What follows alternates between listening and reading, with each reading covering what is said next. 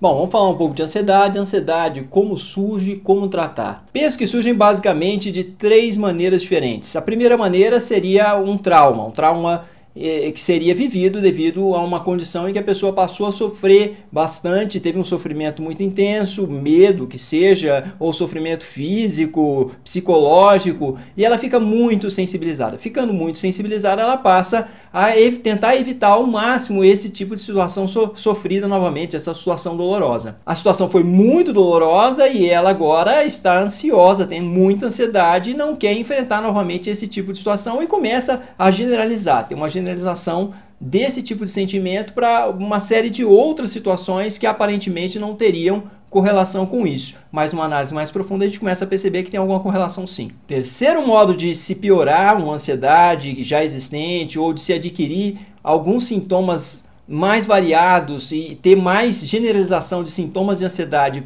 para qualquer outra coisa que aparentemente não tinha relação alguma com o que originalmente desperta ansiedade é a superproteção.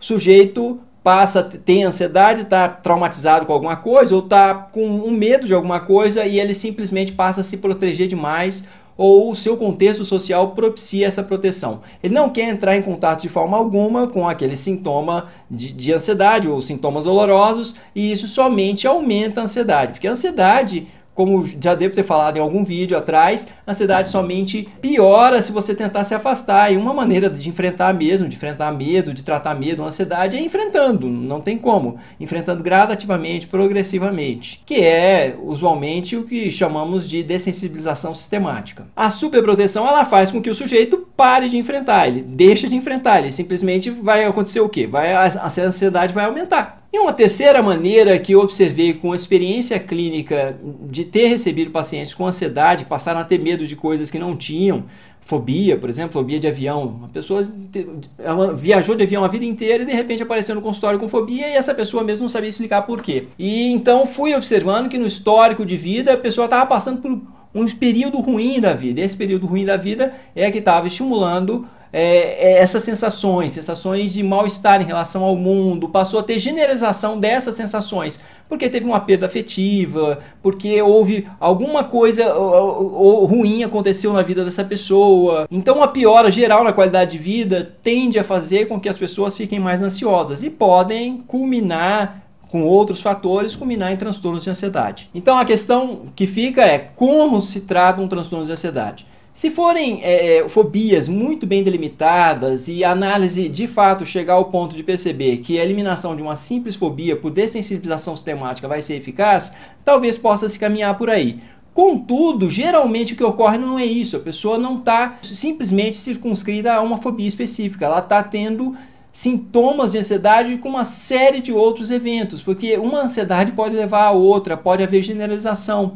O fato da pessoa passar, por exemplo, um vexame porque ela está com medo de avião pode fazer com que ela passe a ter medo de situações sociais, por exemplo. E passe então também a ter um pouco de fobia social. Então a análise tem que ser muito bem feita, que muitos chamam de análise funcional, mas assim, qual é a função daqueles sintomas, o que aquilo está representando na vida da pessoa, como que aquilo está encaixado, qual é o contexto daquilo, quais são os estímulos que evocam e quais são as consequências da pessoa se comportar daquela maneira. Feita essa análise, que é uma análise que pode demorar bastante, pode levar muitas sessões, a compreensão disso tudo pode não ser fácil, então pode levar algumas, eu falei muitas, mas algumas sessões, e aí algumas sessões geralmente existem pesquisas aí que mostram mais ou menos 12 sessões, que seriam mais ou menos 3 meses de psicoterapia, uma vez por semana. Então, o que muitas vezes ajuda é a melhoria da qualidade de vida, conforme a pessoa tem a sua vida melhorada. A vida vai melhorando e os sintomas de ansiedade vão melhorando. E aí você tem que mexer em relações mesmo, em relações